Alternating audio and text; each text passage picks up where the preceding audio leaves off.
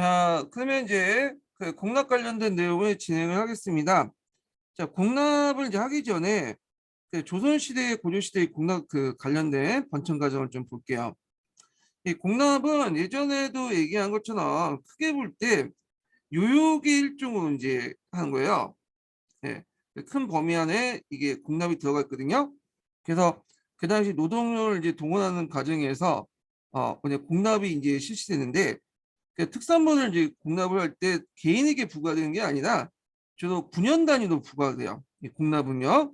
그래서 군현의 특산물들을 부과를 하고 지방 수령들이 부과받은 그 공납을 액을 그 각 가오마다 또 부과를 해요.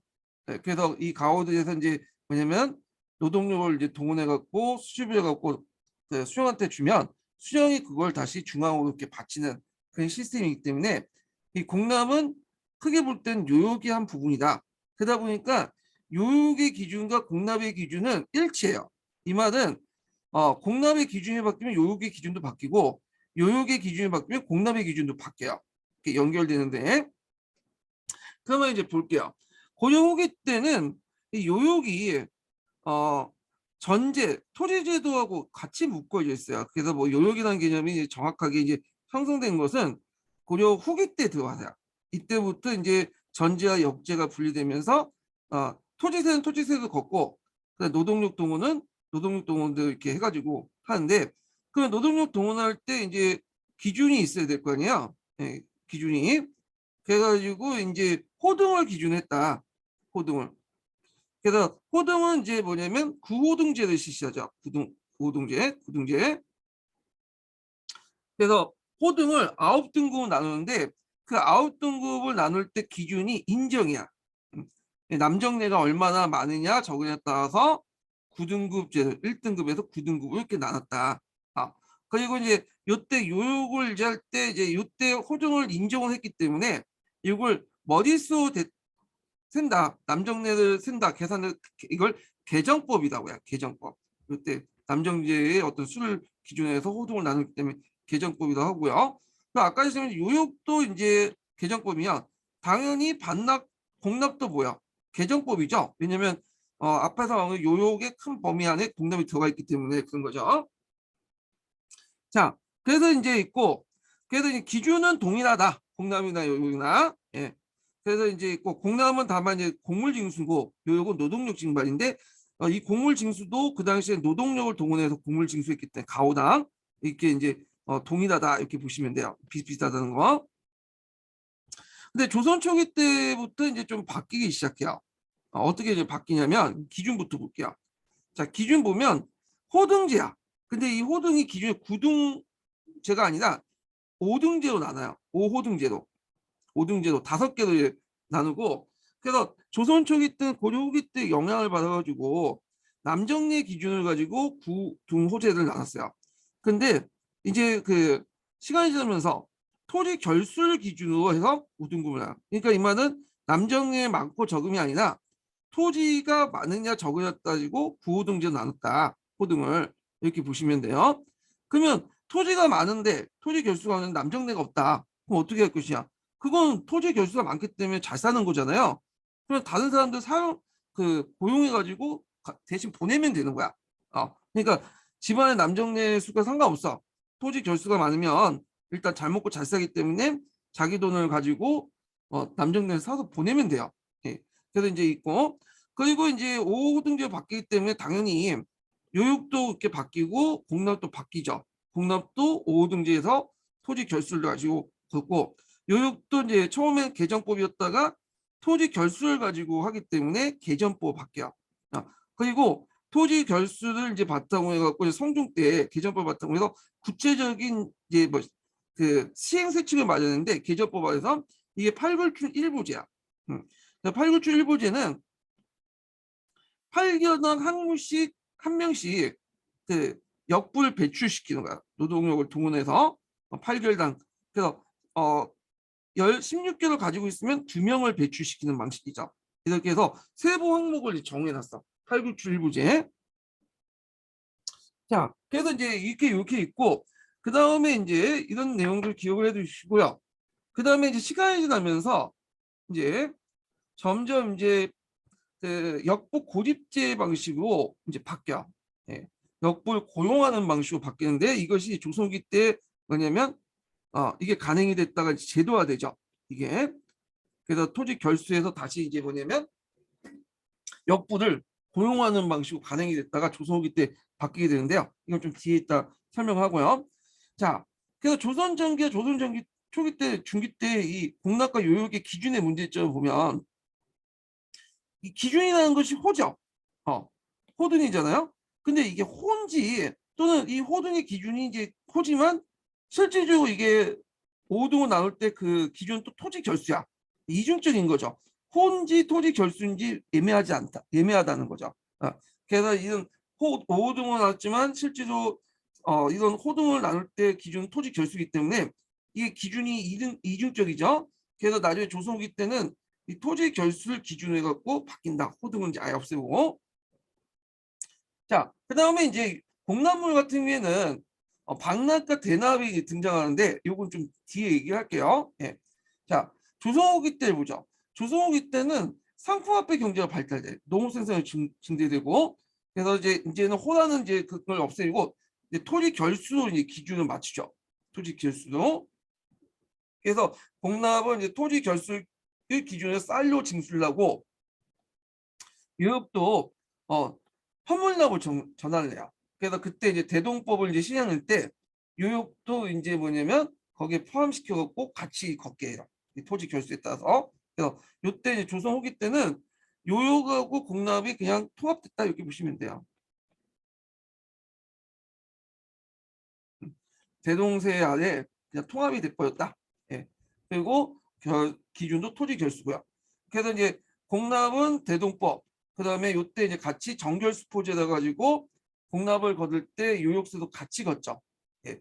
그래갖고 이제 이렇게 해서 이제 걷었다. 그래서 쌀로 이제 다 걷었다 이렇게 보시면 돼요. 환물납으로 해서. 그러면 이제 요때 이제 그 보면 요때 토지를 거둘 때 이제 미포존을 징수할 때 돈을 징수하거나 할 때 현물로 두고 이때부터는 이 역부 고립제 있죠. 예전에 이제 역부 고립제 고용하는 제도였잖아요. 동원하는 게 아니라 이때부터 조선기 때 노동력 고용제도 뭐냐면 이렇게 정착이 됐다. 이렇게 보시면 돼요. 그래서 대동법이 토지 결수로 바뀌면서 자연스럽게 요역도 토지 결수로 바뀌고 기준이 대동법 할 때 대동세 거둘 때 같이 징수를 해버렸어요. 그리고 그 징수된 그 돈을 가지고 예전에는 이제 징발했는데 그 예전에 이제 조선 중기 때부터 조금씩 역부 고립제가 등장했다고 했잖아요. 그러면서 노동력을 고용하는 제도로 바뀌었다. 징발해서 고용으로 바뀌었다 이렇게 보시면 돼요. 그래서 그걸 이제 고용할 수 있는 제도를 이제 보면 그 당시 사례를 보면요 두 가지 사례를 볼 수 있는데 첫 번째로는 수원성 같은 거 있죠. 수원성이 만들어질 당시에 잠깐만요.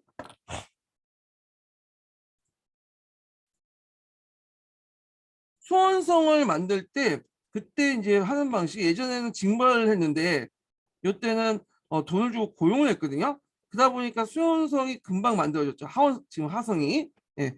그게 있고 그 영조 때 청계천 공사를 했어요. 청계천 중술공사를. 자, 청계천 중술공사를 했는데 이때도 징발하는 게 아니라 노동력을 고용했어. 자, 그래갖고 이것도 쉽게 이루어졌죠. 근데 대원군 때 이제 백성들이 원하는 샀던 게 뭐냐면 건국공을 중설했잖아요. 건국을 복구를 하고.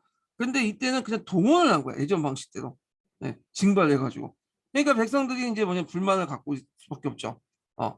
왜 고용하지 않고 징발하냐. 노동력을 무상 착취하는 거 아니에요? 자, 그랬는데 이건 그거 하여튼 전반적으로 조선 후기 때는 이렇게 바뀌었다. 그래서 앞에서 얘기한 것처럼 요역과 공납은 기준이 동일하고요. 요역이나 공납의 기준이 바뀌면 서로 연동돼서 기준이 바뀐다. 이렇게 기억을 해두시면 될 것 같아요. 예. 그러면 이제 먼저 공납을 볼게요. 공납을. 자, 공납은 이제 곡물, 해당 지역의 곡물 있잖아요. 특산물들을 환물로 징수하는 것을 이제 공납이라고 하죠. 고려시대부터 있었던 거야. 고려시대부터. 그래서 조선까지 쭉 있었는데, 그래서 이제 보통 공문의 부과 절차를 보면요. 먼저 중앙에서 그 공문의 품목과 수량을 군현 단위의 다수에 따라서 그 군현 토지가 많은 거 군현 토지의 결수의 어떤 다수에 따라서 많으냐 적냐에 따라서 군현 단위로 부과해요. 그래서 이때 이제 그 품목과 수량을 적은 장부를 뭐라고 하냐면 공안이라고 해요. 공안. 공안. 예. 그래서 이 공안을 기준으로 해가지고 그 당시 이제 뭐냐면 곡물의 품목과 수량을 정했는데 이게 언제 이제 정했냐면 태조가 즉위한 후에 이렇게 정의했어요. 그래서 어떤 지역에는 사과가 유명하고 어떤 지역에는 귤이 유명하고 이런 걸 다 공안에 적고 그리고 그거에 따라서 세금을 걷어요. 세금을. 예. 그래서 이제 근데 대개 보면 이제 이게 이렇게 유지가 됐다가 이제 세조 때 이걸 전면적으로 개정을 해요. 예. 개정을 해서 그 뭐냐면 중앙관제 경비 명세서하고 국가 제출의 세출 예산표라고 있으면 행간을 제출해. 그래서 이 행간에 따라서 국가적인 세출 예산표 그 한 해 행간에 따라서 뭐냐면 공부를 걷어요. 이 공문을. 그래서 예전에 이제 공안에 따라서 획일적인 것들을 걷는 것이 아니라 행간을 통해서 행간과 이 공안을 바탕으로 한 두 가지를 고려해서 세금을 징수해요. 공문을. 그래서 많은 이제 비용을 줄여줬다. 이렇게 공물 부담이 줄어드는 효과를 거뒀는데 문제점은 나중에 이제 그 연산군이라는 사람이 즉위하면서 이 공안을 품목을 더 늘려버려 그냥. 그러다 보니까 행간도 늘어날 수밖에 없겠죠. 자연스럽게 영동돼 있으니까. 그런데 이제 중종반정 이후에 그게 본처지냐? 한 번 늘어난 예산은 줄어들기가 힘들어. 그러니까 연산군 때 만든 공안을 바탕으로 행간을 작성하다 보니까 세금이 더 늘어나는 거야, 공안이. 예. 그런 문제점이 있어요. 자, 그래갖고 이제 그때 그 공납이 앞에서 얘기한 것처럼 그 조선시대 때 재정의 제1순위, 제일 많은 비중을 차지했다는 거야. 예. 전세는 별로 없어요. 전세는 양반 지주들이 연가됐기 때문에 별로 안 걷고 공납을 이제 기준으로 해갖고 세금을 걷었다 이렇게 보시면 될 것 같아요. 그래서 이제 앞에 이제 공납에 이제 같은 경우는 각 9년대로 이제 할당된 거죠. 네. 이렇게 9년대로 이제 할당되면 군과 현에서 그냥 다시 이제 뭐냐 호로 이제 할당을 해줘. 호로. 근데 이제 호로 할당할 때 기준이 있어야 될 거냐. 그때 이제 조선시대 때는 구호등제를 네, 5호등제를 실시했죠. 교육도 마찬가지예요. 네. 그래서 대, 중, 소, 잔, 잔잔홍 이렇게 다섯 등급을 나눠. 그때 기준은 뭐냐? 기준은 처음에는 그 정이었다가 나중에는 전으로 바뀌죠. 처음에는 그 인정수였다가 나중에는 토지 결수로 호등이 바뀌어요. 이건 고려시대 때는 구호동제 실시했던 정이었죠. 근데 전으로 바꾼다. 이렇게 보시면 돼요. 그래서 이제 이렇게 해서 이제 특정 그 호에다가 구호동의 기준해 갖고 그게 뭐냐면 할당을 해주면 원칙적으로 이 호에서는 노동력을 자기 발품을 팔아서 자기가 뭐냐면 필요한 그 특산물들을 구입해 갖고 이렇게 9년에 갖다 바치면 9년에서 다시 뭐냐 서울에 갖다 바치는 시스템이야. 예, 이렇게 있죠. 그래서 이제 특정 가오들이 정욕을 지정해서 배정된 공물을 그 뭐냐면 각 간청에 이제 해서 조달하는 거죠. 그래서 군현을 통해서 다시 각 간청을 이렇게 조달하는 건데 이런 것들을 했다 이렇게 보시면 돼요. 그래서 이때 그 군현의 역할은 요 호에서 받아온 그 특산물들 모아서 서울로 갖다 바치는 서울에 가보면 그 공나물을 이제 뭐냐 보관할 수 있는 창고가 있어요. 거기에 이제 뭐냐면 갖다 바치는 그런 역할을 이제 했다 이렇게 보시면 돼요. 자, 그럼 공무의 종류는 뭐냐 하면 상공, 벌공, 진상이 있어요. 이거 한 번씩 들어봤죠? 상공은 공안에 수록된 정규 중에 상공이고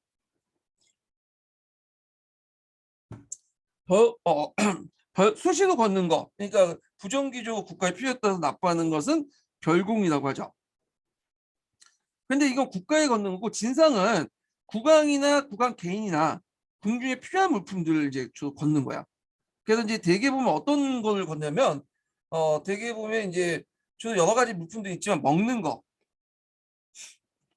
음식주, 식재료 같은 것들을 많이 이제 이런 식으로 식재료들을 많이 이제 진상을 바치는데 문제는 그 당시 뭐 냉동 기술이나 그런 것들이 없었잖아요. 냉장 기술이나.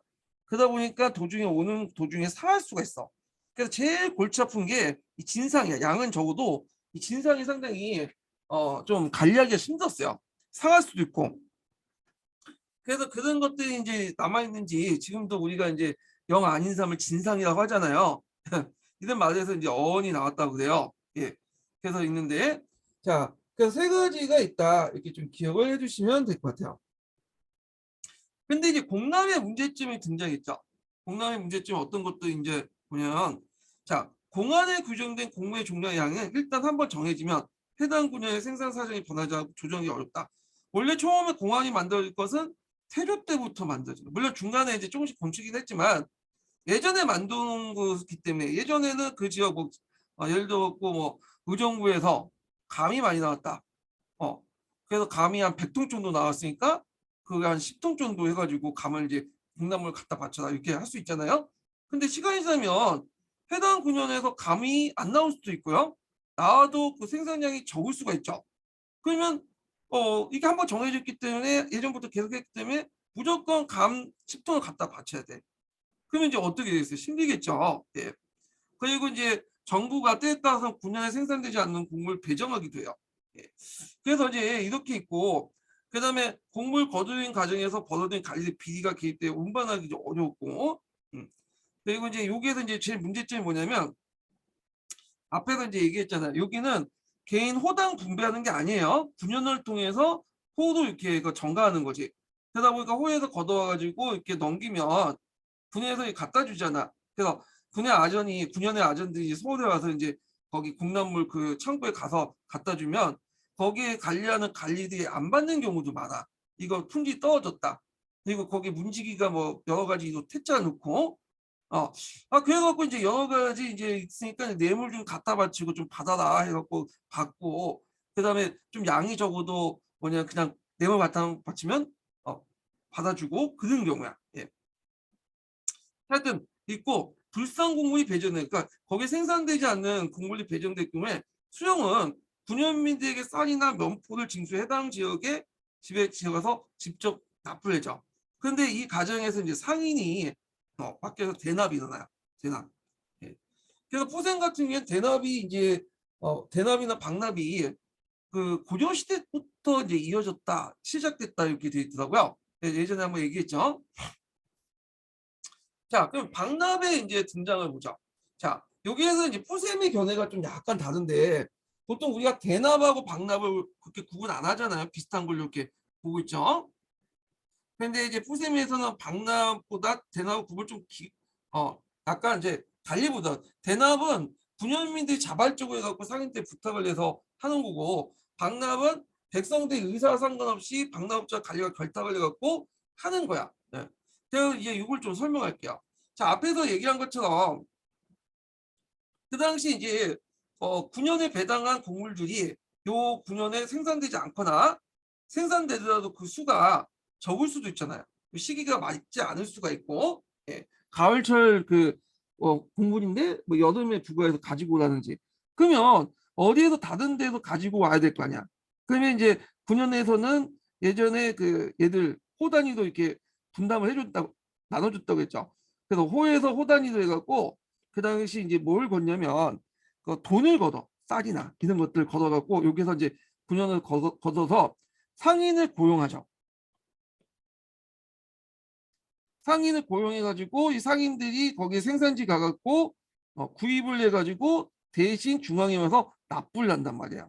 중앙에서 이럴 경우에는 이제 자발적으로 하기 때문에 대납이라고 해. 대납 그런 것들. 근데 박납은 뭐냐?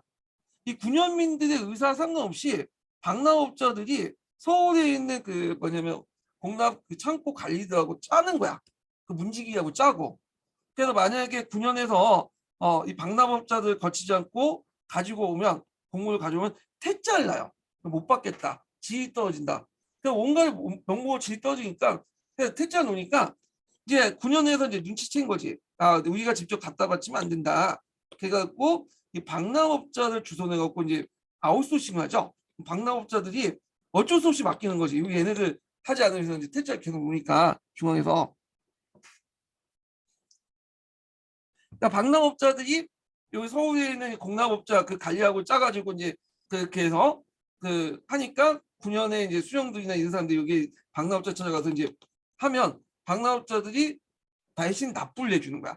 그래놓고 이 박람업자들이 대신 납부를 해놓고는 9년에 가서 이제 각 호당 그걸 부과하는데 원래는 자기가 직접 납부할 경우에는 뭐 예를 들어서 감 1kg만 납부하면 되는데 5kg 분량의 이제 돈이나 쌀로 이렇게 요구하는 거죠. 요구를. 그래서 막대한 폭리를 취하는 거야. 이건 박람업자들이라고 구분을 하더라고요. 그러면 박람업이 일단 그 가능했던 것은 뭐냐, 박람업자 등장했던 것은 포셈에서 보면 상품화폐 경제가 발달했기 때문이다. 그리고 오히려 그 촉진시켰다. 왜냐 박람업자 다른 곳에 사들일 수 있는 건 시장이 어느 정도 형성돼야지만 가능했던 거잖아요. 그래서 그런 측면에서 박람업을 상당히 좀 약간 긍정적 의미를 하고 있어요. 예. 그래서 이제 국가에서는 그 대납은 허용이 됐지만 이 박람은 국가에서 금지했다. 이렇게 돼 있어요. 그래서 이게 뿌세의 관점이에요. 그래서 대납은 일정 정도 허용을 했지만 박납은 금지를 했다. 이렇게 보시면 돼요. 네, 이렇게 했는데 자, 하여튼 이렇게 있고 그 박람의 선행 배경을 보면 전태라는 게 있어요. 중앙관청의 선의 노예들이 노비들이죠. 노예보다는 노비들도 이제 거기 보면 박람의 그 물 창고 있잖아요. 그 창고를 지키는 노비들이 있어. 문지기들이. 그 사람들이 박람업자들과 연계돼 분야에서 직접 상납을 하면 곡물 수납을 거부해 버린 거야.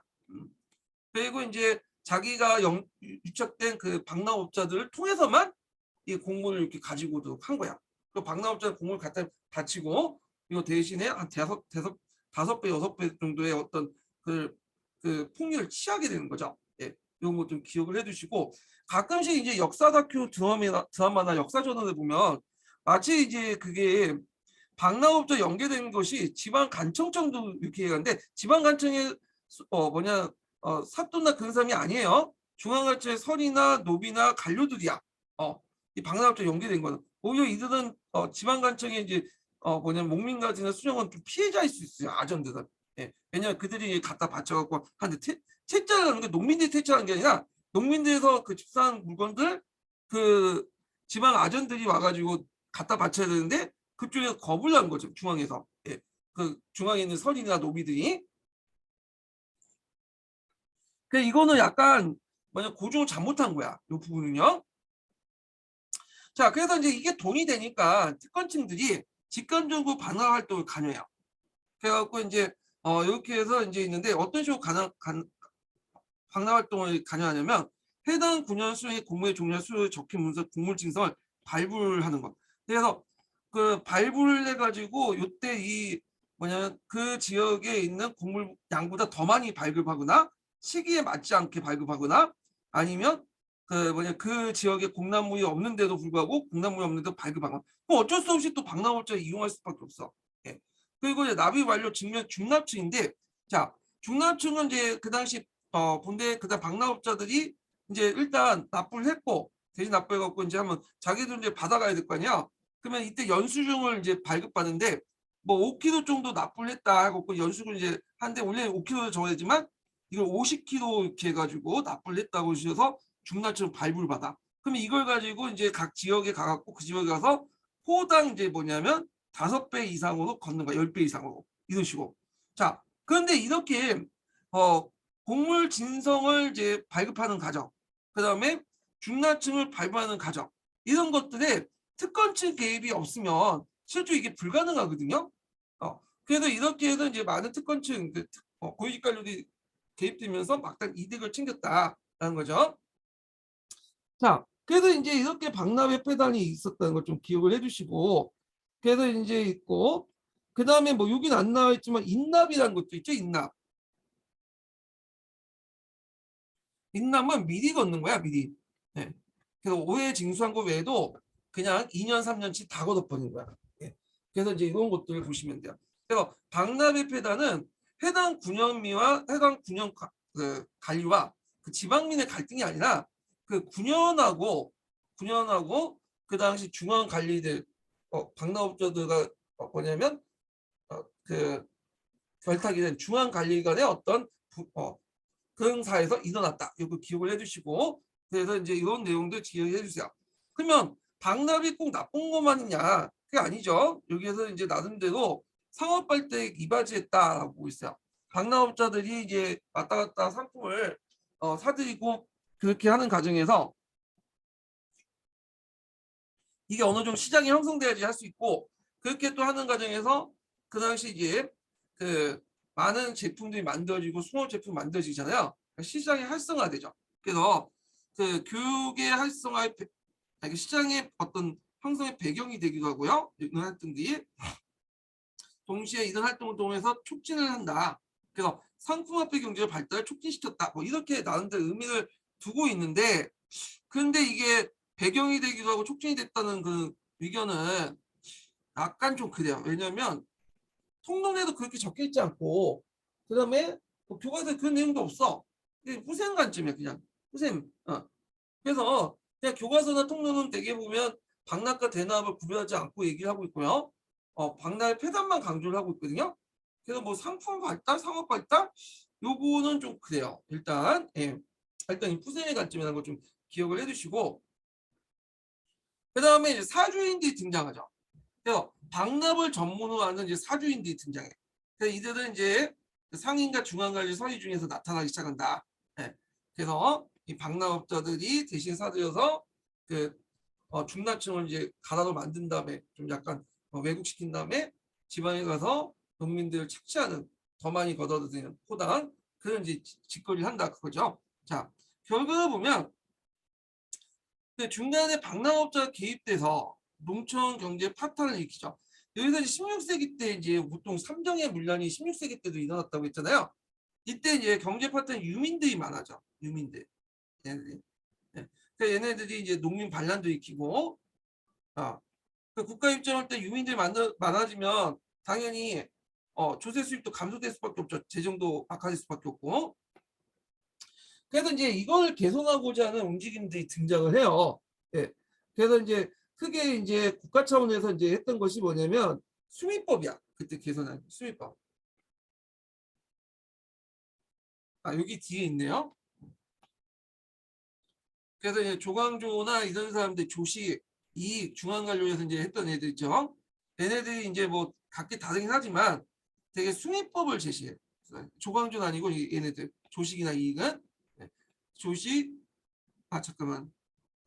조식이 아니라 말 잘못했네요. 예. 이익이나 그다음 유속력 같은 수미법을 제시해. 수미법.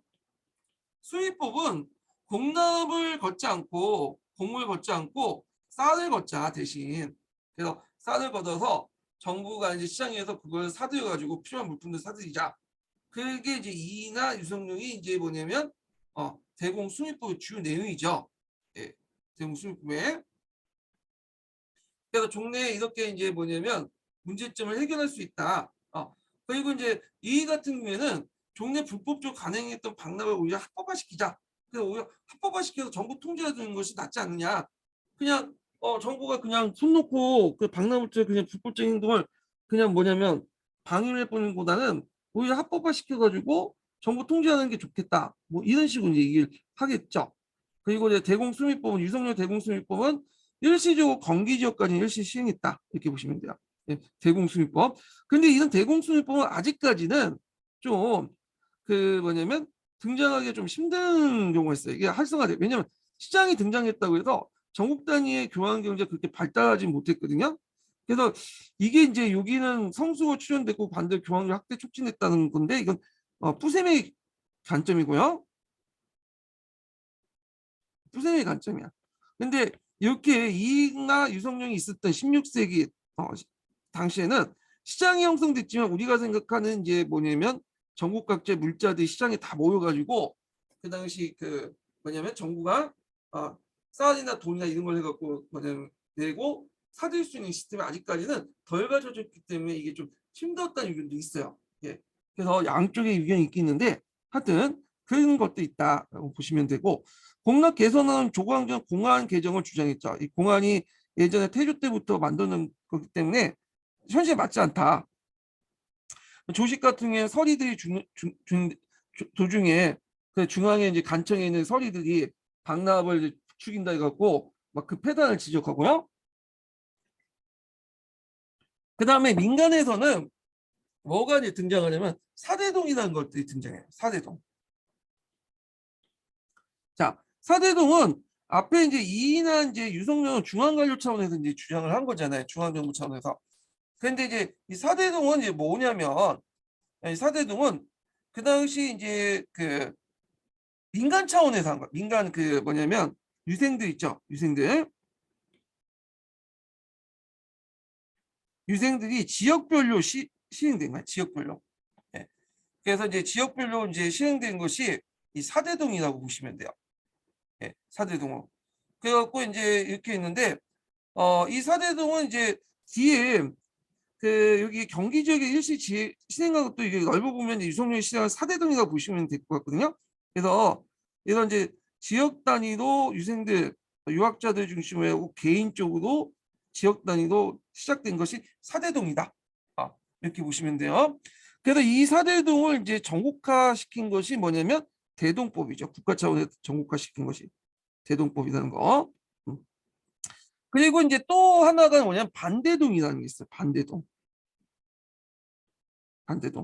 반은 이게 반반자야. 반반자. 그래서 요거는 이제 상공, 벌공, 진상 이렇게 있잖아요. 벌공과 진상은 어려우니까 요거는 그대로 현물 걷고 상공은 쌀로 걷자는 거야. 이게 반대동이야. 그래갖고 이이나 유성룡이 했던 수미법과 중앙 관료 차원에서 이제 의견을 올려온 거죠. 그리고 이제 앞에서 말한 사대동. 그래서 이제 지방에서 차원에서 그 유생들이나 뭐 유학자들이 이 사람의 지방 차원에서 실시한 것들. 경기도 아까 지금 유성룡이 실시한 경기동도 넓게 보면 사대동이 하나예요. 자, 그거와 그다음에 반대동. 반대동은 상공만 하자. 별공은 좀 힘들고 진상은 그 반만 하자. 이렇게 이제 반대동, 사대동, 수입법이 합쳐서 나중에 대동법으로 연결된다. 대동법으로 뭐냐면 제도화돼서 전국주 시행했는데 물론 전국주 시행도 100년이 걸렸죠. 예, 이렇게 이제 보시면 될 것 같아요. 수입법, 사대동, 반대동 이렇게. 자, 그래서 이제 이렇게 해서 이제 보고요. 대동법 관련된 내용은 뒤에 좀 얘기할게요. 이 부분은요. 예. 그래서 부생 관점이 약간 이렇게 섞여 있긴 하는데 이것도 이제 걸려서 한번 보시면 될 것 같고. 자, 그다음에 국역으로 넘어가죠. 국역. 자, 국역은 그 신역하고 요역이 있어요. 신역과 용역이 있죠. 그래서 이제 용이라고 하죠. 보통 용의 개념은 노동력을 동원하는 방법인데 이걸 또 국역이라고 해요. 네. 그래서 식역은 아까 신분별 역이라고 하죠. 직역, 천역, 군역, 양역이라고 해요. 네. 그래갖고 이제 있는데 대개 보면 이제 천역은 노비가 담당하고 남녀가 같이 담당하죠. 이거는요. 특이하게. 직역하고 군역은 양인들이 담당하는데 일부 노비들도 요거 담당해요. 네.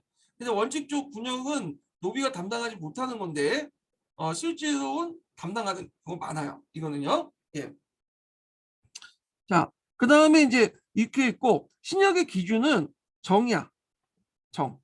예, 정남을 기준하는데 다만 천역 같은 경우에는 여자도 포함되어 있다. 이게 좀 있고요.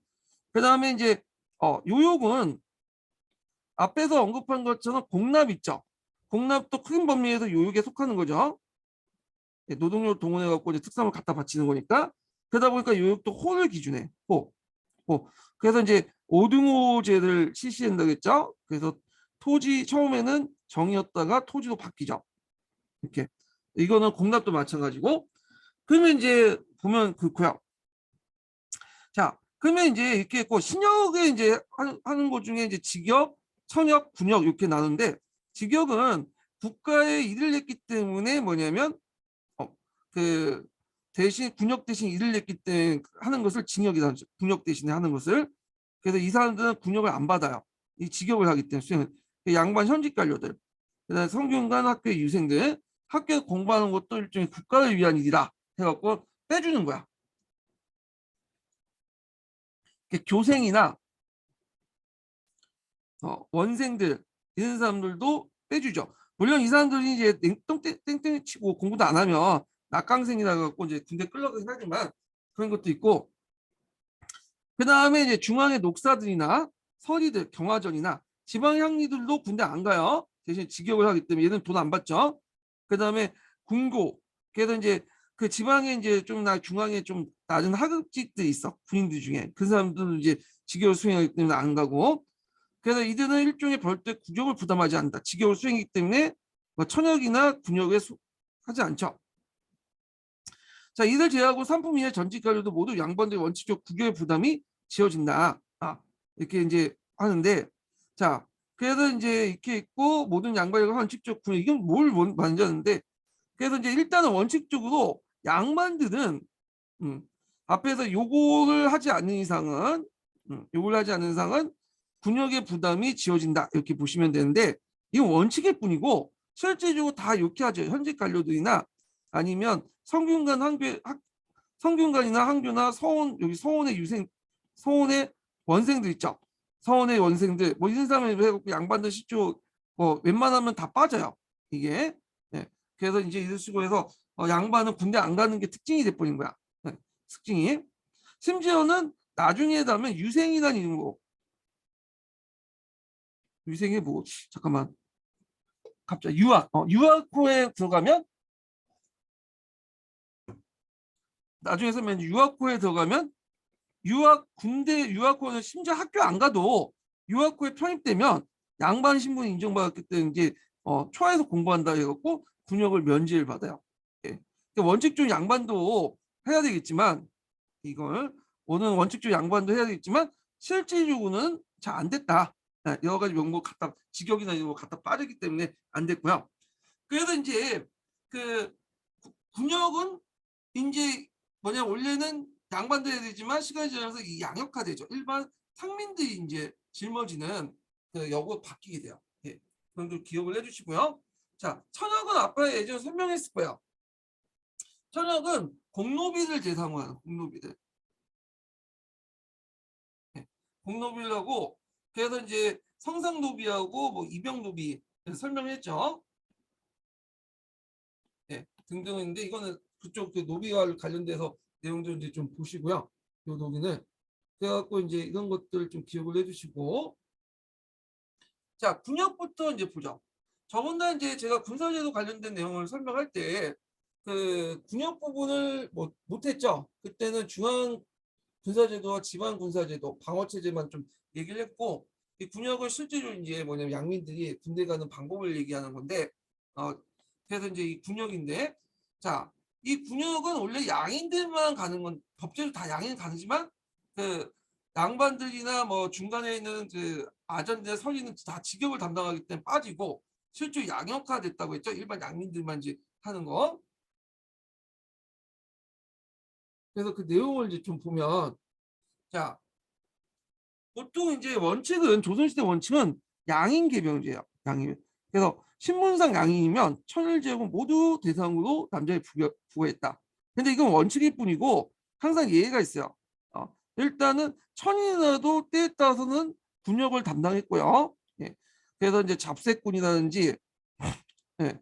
그 다음에 소호군 이런 것도 다 뭐냐면 노비들이 했죠. 예. 요거 예전에 시험 문제 나왔고, 그 다음에 양반도 군대를 가야 되지만 실제로 직역을 담당했기 때문에 유생이라든지 유학호, 그 다음에 교생, 원생, 현직관리 등등에 다 명목으로 빠진 거야. 예. 됐고, 그 다음에 이게 조선 초기 때부터 딱 정해진 게 아니에요. 이게 이제 점점 확립해 가는데, 엄밀히 말하면 이제 이게 확립된 건 보호법 이후에 보호법 때부터 보시면 돼요. 예. 좀 뒤에 좀 설명할게요. 그다음 병농일치제를 내세웠다. 그래서 그 당시 갑사는 일종의 직업군인하고 비슷하죠.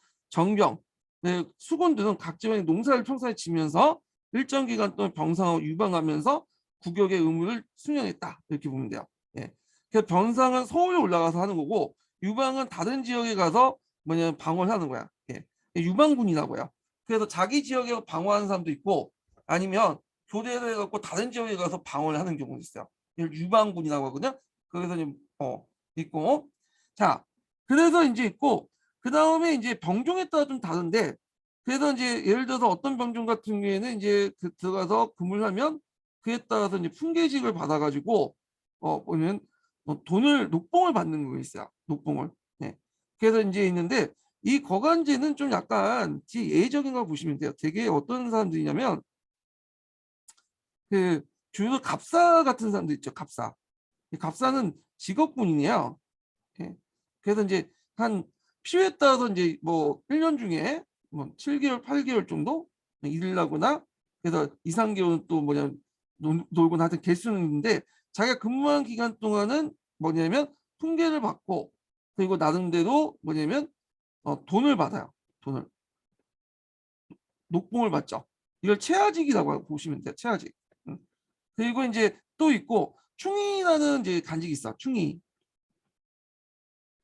예전에 한번 설명했을 거야. 그래서 이런 은간직 같은 경우에도 응서직 같은 경우에도 시험보다 떨어진 사람도 있거든요. 되게 많아요.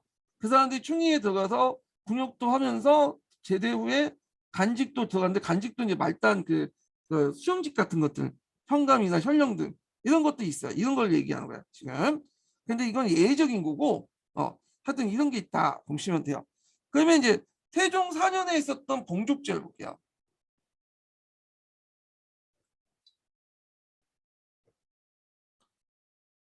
자, 봉족제인데 이 봉족제는 처음에 이제 군역제도 봉족제예요. 그래서 처음에 봉족제도 했다가 나중에 복부 바뀌죠. 복부로 그러다가 반군 수포제도 바뀌고 대립제 이렇게 두 가지 됐는데 이건 간행 쪽은 했다가 이게 이제 군족 수포제도 바뀌잖아요.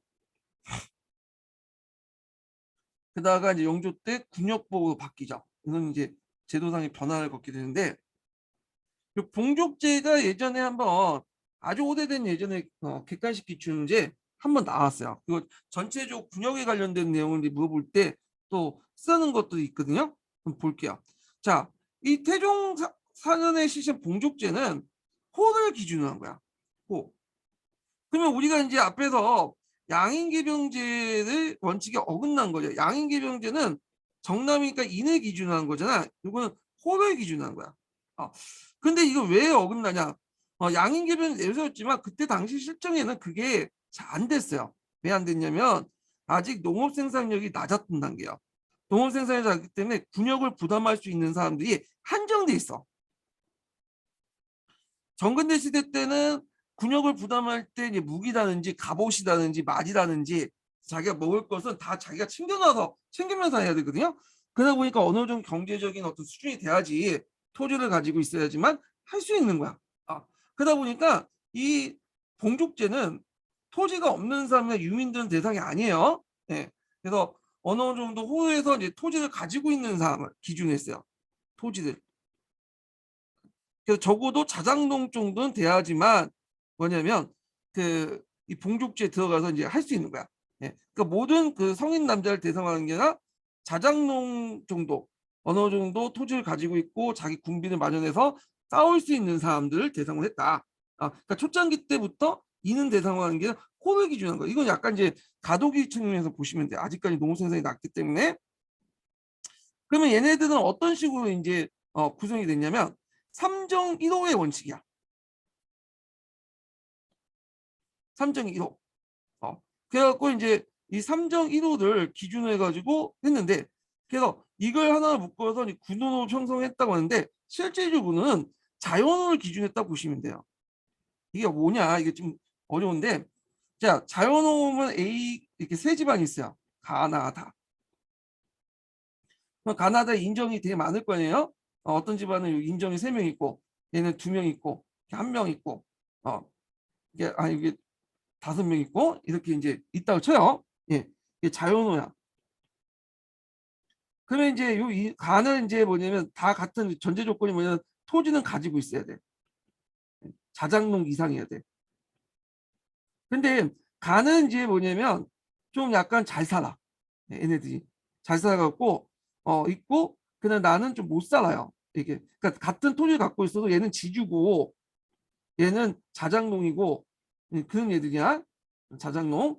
그러면 정병을 어디에서 하냐면 일단 여기에서 한 명은 정병을 배출시켜요. 네. 그래서 여기 성인 남자 한 명 가고 그 다음에 여기에 이제 도와줄 수 있는 봉족을 정해야 될 거냐. 그러면 그 지주 밑에 있는 자작농이나 그 좀 약간 못 사는 애들 있죠. 돈이 갖고 있어도 얘네들이 봉족을 2명 배출시키는 거야. 그래서 얘네들 정병 한 명하고 봉족 2명을 묶어가지고 뭐냐면 군원을 만드는 거죠. 네. 그러니까 우리가 이제 뒤에 있는 보법의 군원은 좀 달라요. 그러니까 자연농을 바탕으로 하는 거, 자연농을 바탕으로 하는 거죠. 그래갖고 이제 이렇게 해서 보법 군원을 만들고 그 정병이 한 명 동안 군대 갈 동안 여기 봉족을 담당하는 다른 호에서는 경제적 지원을 해주는 거야. 근데 이게 문제가 되게 많아. 왜 문제가 있냐면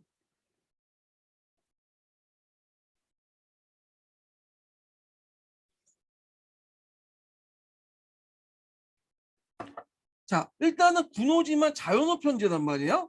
예. 그러다 보니까 이제 어떤 문제점이 있냐 하면 일단 여정들이 많다는 거예요. 군역에 면제받는 여정들이 이게 수두하죠. 일단. 예. 그리고 이제 일반 이제 토지를 안 갖고 있는 사람들은 아예 군역 부담 능력이 없다 보니까 아예 빠지는 거고. 그 다음에 이제 이 정호 애들이 그 지역에 토호색들이 많아요. 어.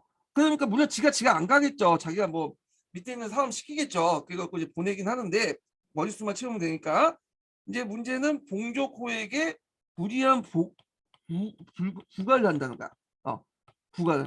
그래서 무리한 요구를 많이 한다고. 여기는 무리한 요구를 하지 않는다고 했는데 아니에요. 무리한 요구 상당히 많아요. 요구를 한다는 게 많아. 요구가 많다. 네, 정군이 대개본 그 지방의 토세력이기 때문에 이 봉족들 되게 무리한 요구를 갖고 심지어는 어떤 경우가 있냐면 조작을 해가지고 원래 가지 말아야 되는 그 뭐 소작인까지 이렇게 들어가 자작농 정신해갖고 토를 갖고 해서 부정부패들도 많고 등등 여러 가지 뭐냐면 문제점이 있다라는 거예요. 이게 그래서 이런 삼정의도에 바탕으로 해갖고 한 명은 정군, 봉족은 2명 이렇게 해갖고 이제 했던 건데 이런 문제점 여정이 많고 그 다음에 정권이 봉족들에게 너무 무리하게 이제 굴고 등등 하고 하니까 이거 안 되겠다 해가지고 세조 10년에 실시된 게 보법이죠. 자, 보법은 어떻게 이제 하냐면 일단 보법을 하기 전에 이제 앞에서 영양점 뭘 실시했죠? 먼저 인정수를 파악을 해야 될 거냐. 그래서 인정수 파악을 정확히 해야 되기 때문에 실시된 것이 이제 호패법이죠. 호패법. 호패를 차기해서 호패를 안 자면 안 차면 이제 잡아서 이제 두들겨 패니까 다들 이제 호패를 찰 거 아니에요. 그 과정에서 군적을 조사해. 군적을 작성해. 네. 군적을 작성해 갖고 이제 다 성인 남자를 파악해. 그리고 대상이 예전에는 땅을 가지고 있는 자작농 이상만 이제 했잖아요. 근데 세조 때 들어가면 나은데 토지 생산량이 올라가. 그래서 자작농이 아니어도 지주 그 자작농이 아니어도 그 당시 소작농도 충분히 뭐냐면 경제적 부담을 할 수 있다.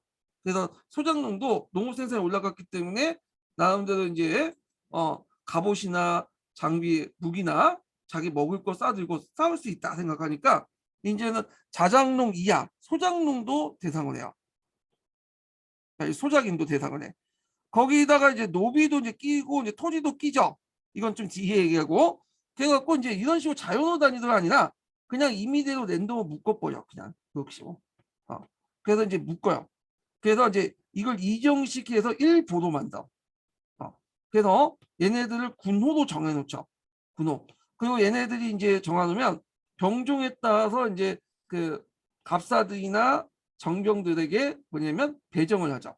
배정을. 그래서 이제 이들을 이제 봉족 또는 보인이라고 하죠. 보인. 네. 봉족을 이름을 바꿔서 보인이라고 해요. 보인한 말은 이제 보법 때 이제 사용했던 건데 봉족이나 보인과 같이 사용했어요. 그냥 그때. 자, 하여튼 이정을 1호로 삼아서 이정을 1보로 삼고 이걸 하나의 군호로 엮고요.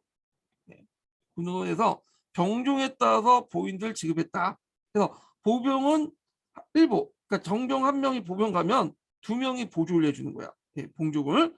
이거 수군과 기병은 1.5보, 1.5 세 명이죠. 왜냐하면 수군과 기병인데 기병은 일단 말을 이제 다루기 때문에 말 사육을 해야 될 거 아니야. 수군이 또 노동 강도가 뭐냐면 강해. 소화 안 하려고 하니까 힘들고 이거 세 명을 이제 배제하고 갑사는 일종의 거의 준 직업군이죠. 최하직 받는 그리고 어느 정도 간품도 있고 이불에 세 명, 네 명이야. 그 보인들은 이들에게 한 달에 면포 1피씩 군필을 지급하면서 군역의 의무를 수행하도록 했다. 이렇게 보시면 돼요.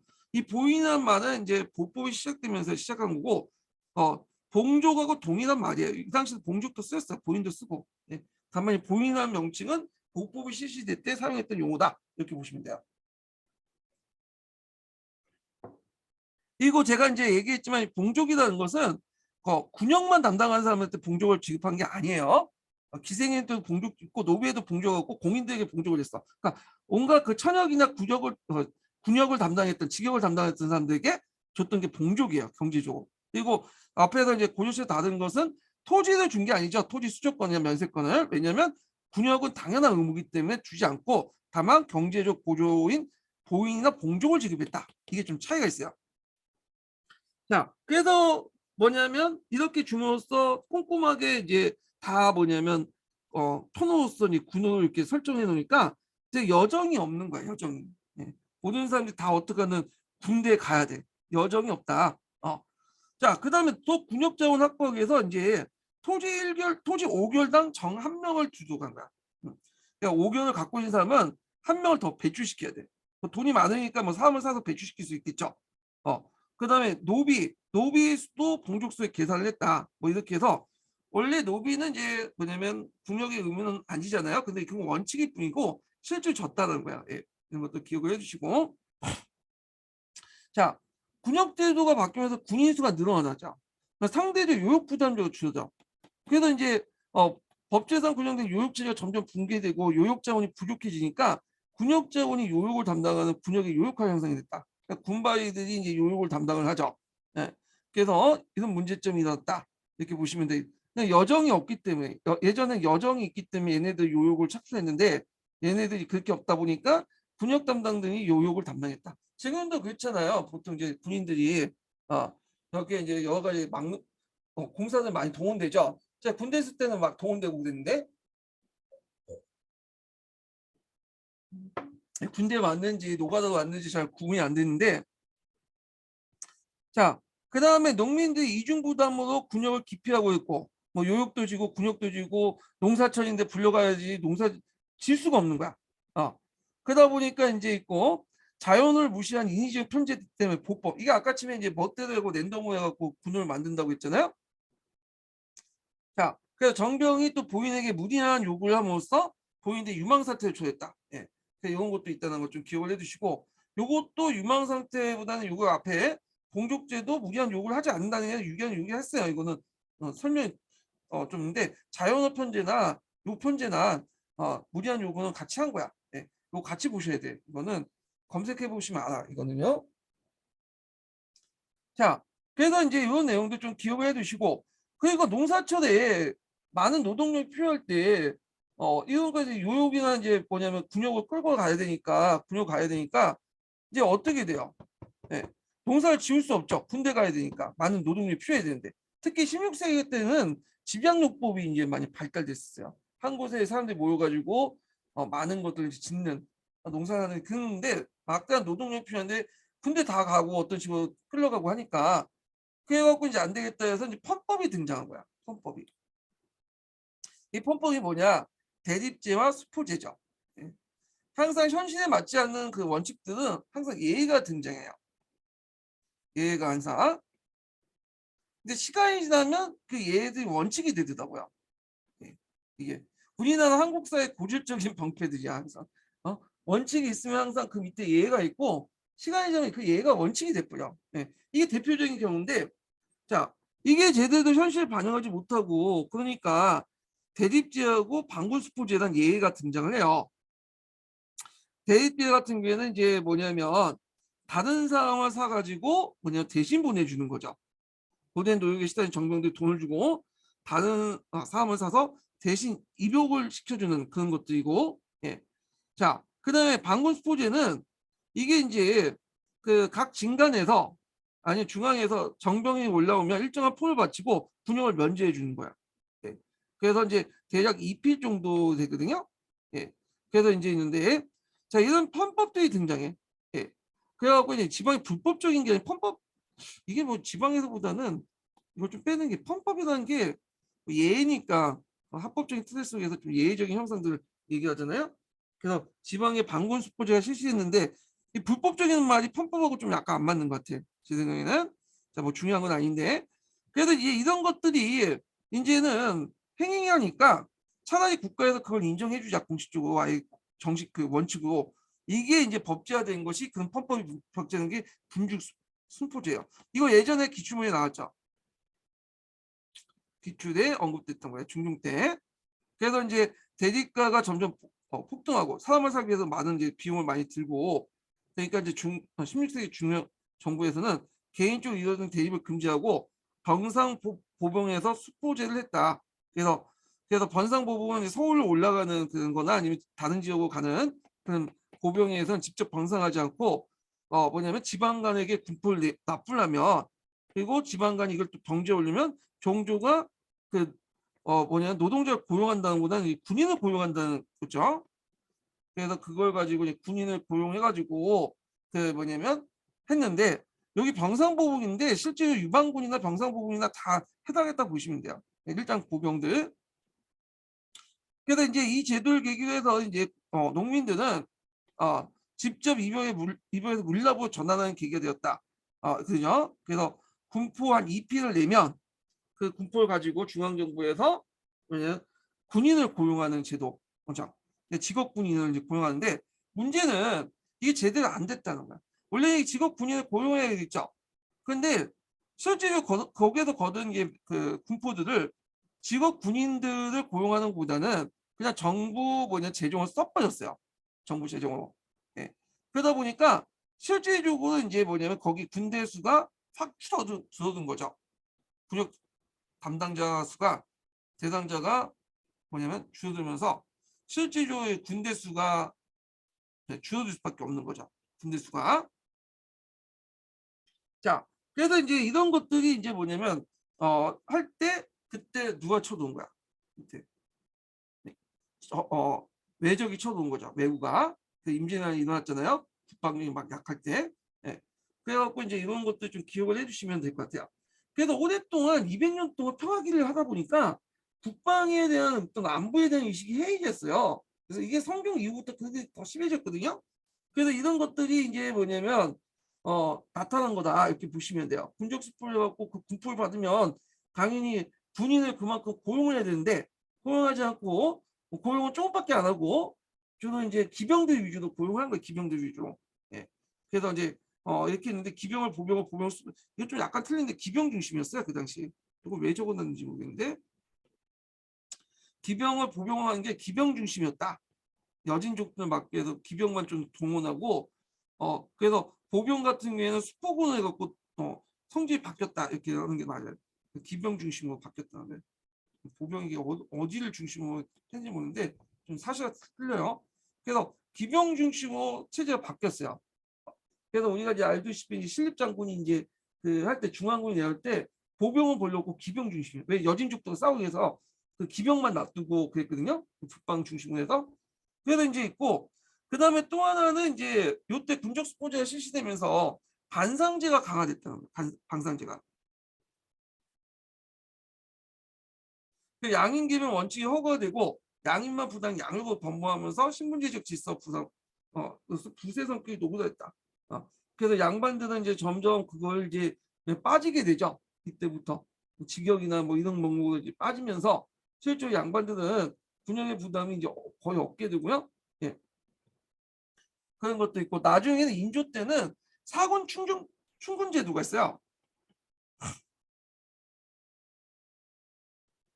이것도 폐지돼. 인조 때 이제 이게 중종제 했던 건데 중종 때 이제 그 사족들이 그 당시 뭐 원생이나 교생에 가서 하다가 공부 땡땡이 치고 하고 낙강하잖아요. 그러면 이들을 이제 충군을 하는 거, 군인을 충중을 해갖고 군역을 부담을 했거든요. 근데 이거조차도 이제 폐지시켜. 그래서 사족들이 이때부터는 완전히 이제 뭐냐 원생 교생 아니어도 유학 후에 들어가기만 하면 양반으로 인정돼서 뭐냐면 군역에 빠지게 돼요. 예.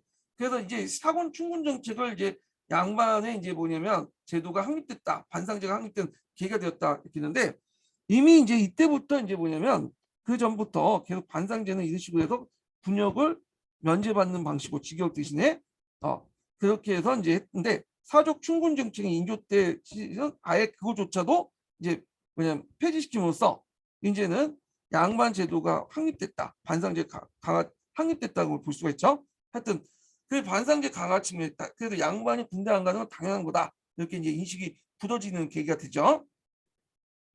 자, 그래서 이거 좀 지우시고 기병을 보병이 아니라 기병 중시로 재편되고 보병은 수표군의 성질이 바뀌었다. 이렇게 보시면 돼요. 그래서 보병은 그냥 징집병이라고 보시면 돼요. 전쟁 날 때 그 당시 임진할 때 보병 같은 경우에는 그 자리에서 이제 징집을 해갖고 써버리고 그리고 상비군 같은 경우에는 중앙에 갑사 좀 있고 그다음에 기병들 중심이었어요. 여진족과 대응을 해야 되기 때문에 그래서 이런 정도 유지됐다. 이렇게 보시면 돼요. 자, 그 다음에 요역인데 요역도 이제 중요하죠. 요것도 예전에 객관식 기출 문제 잠깐 언급됐었어. 한번 나올 때 됐어. 이제 8율출 일보제도 관련된 내용이 한번 나왔거든요. 그것이. 그래서 요것도 이제 봐야 되는데 자, 요 부분은 다음 시간에 하죠. 요 시간은 네, 다음 시간에 하겠습니다. 자, 오늘 강의 듣느라 수고하셨고요. 네, 내일 뵙겠습니다.